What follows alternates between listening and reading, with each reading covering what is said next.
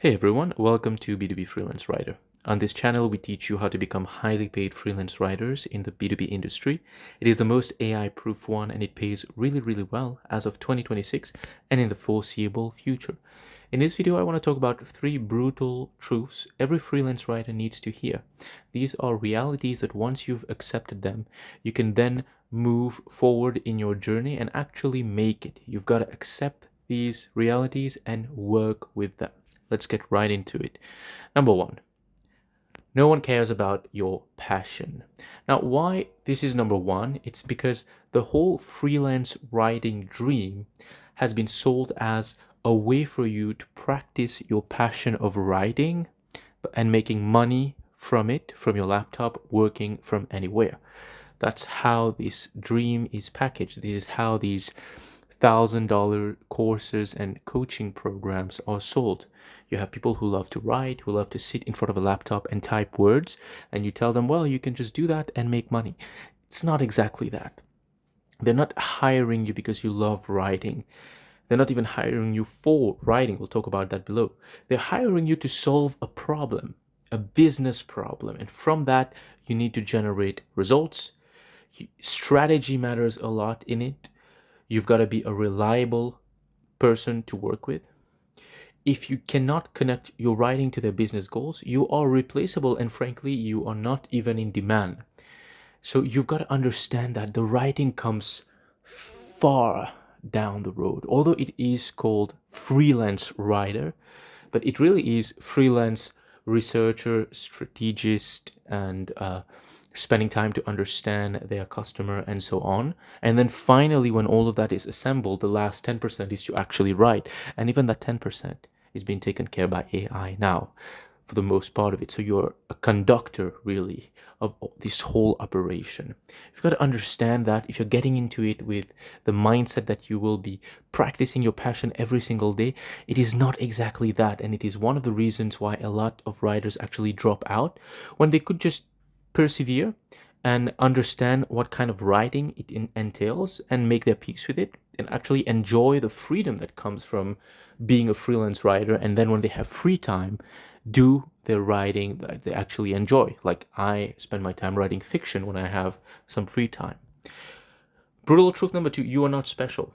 There are thousands of freelance writers out there, and they are quite decent writers. The fact that the dream is being sold to a lot of people on the basis of brutal truth number 1, which is that they can practice their passion, it means you have a lot of people getting in. The barrier to entry as a freelance writer is seemingly not that high. It is quite high in the sense that you have to be a good marketer. You have to understand a marketing funnel. You've got to understand your industry, but it seems not so high. So you have a lot of people just getting into the market. That does affect, if you know a little bit about economic concepts, demand and supply, when the supply of labor, in this case you as a freelance writer, when it increases, the rate will automatically decrease, meaning the companies feel like they have a lot of people to choose from. That makes them less likely to consider you and more likely to view you as a commodity. So you are not special just for being a writer or for being interested in pursuing writing. You have a lot of people who have the same aspirations as you. What you need to understand and train yourself in is business, right? Funnel, strategy, how your content fits in their overall strategy. What is the purpose of it? Their audience, of course, because you're writing for their audience to influence them, to drive them to take a specific action. You've got to understand all of that and you have to communicate that, because if you're just a writer, trust me, you're not special and you're just a commodity. This is not what you want to be, to charge clients 3 to 4K a month. Number 3, your portfolio is probably not good enough. Now, yes, we talk about 3 samples. I've mentioned this figure a lot. Why 3? Because 1 is not enough. 2 feels like it's just 1 plus 1. 3 seems to be like you put some effort into it, and more than 3, if it gets to 6, let's say, it feels like too much, right? It feels like you've overloaded your portfolio. But read well. 3 generic samples will not impress anyone. Clients want to see work that is relevant to them. Now, if your samples are not in their niche, they simply do not care. It's like it does not exist. So you want your practice pieces, even if you don't have any experience, to be for specific companies you want to target.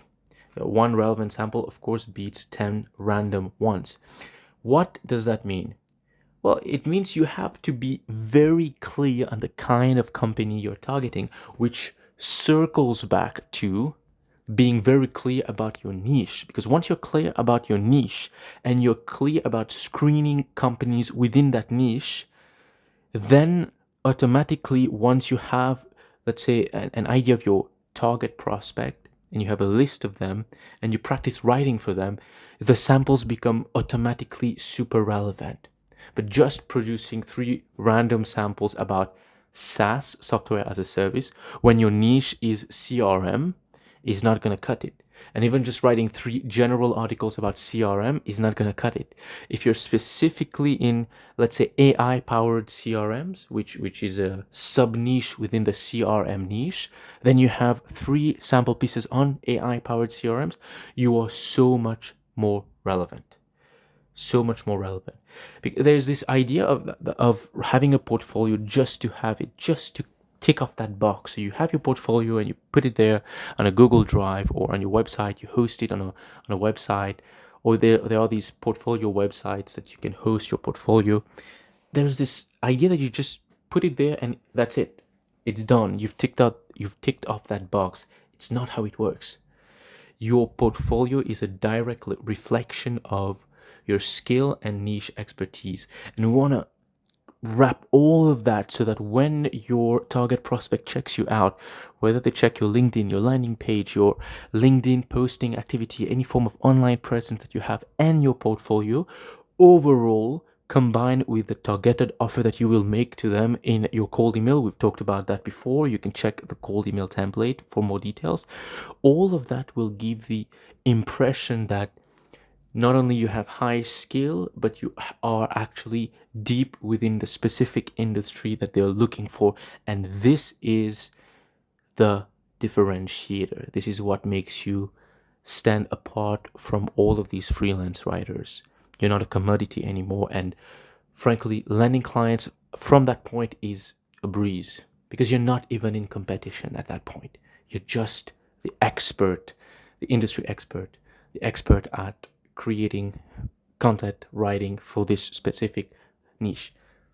You've got to communicate that. And one of the ways that gives you away that you're not this industry expert is a generic portfolio. So do not think of the portfolio as something that is just you do it and you put it there and that's it. Tick off that box. No. Always check. Because at first you might get it wrong. Always keep an eye. Is my portfolio relevant? As you reach out to prospects, as you research your niche and your target prospects, you build your list, you will be getting feedback in real time about what kind of companies are out there and a feel of the kind of companies you want to target. Right off the bat, you might get a feel that your portfolio is a little bit too generic. This is the time to change it. You go and adjust it. It is worth it.